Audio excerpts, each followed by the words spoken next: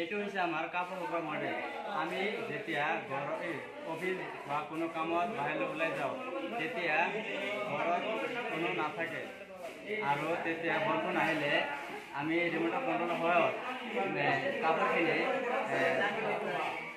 শুকাই ঘৰৰ ভিতৰত সোমাই দিব পাৰিব আৰু ঘৰৰ ভিতৰৰ পৰা বাহিৰলৈ ওলাই দিব পাৰিব। আচ্ছা, অলপ দেখাই দিয়াচোন কেনেকে মানে যদি মানে ৰ'দ আহে বা বৰষুণ আহে, চাপ'জ তুমি শুকাবলৈ দিছা বস্তুখিনি, কেনেকে এইটো শুকাবলৈ দিলা হা, এতিয়া যদি মানে চাপ'জ বৰষুণ আহিলে তেতিয়া তুমি কি কেনেকে এইটো কাপোৰখিনি ঘৰৰ ভিতৰত সোমাই ল'বা?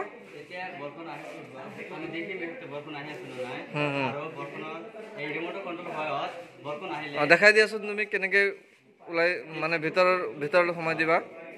তেতিয়াই আমি ঘৰৰ ভিতৰত সোমাই দিব পাৰিম, আকৌ ৰ'দ উঠিলে আমি আকৌ বাহিৰলৈ ওলাই দিব পাৰিম। আচ্ছা, ঠিক আছে, বহুত ধুনীয়া হৈছে মডেলটো।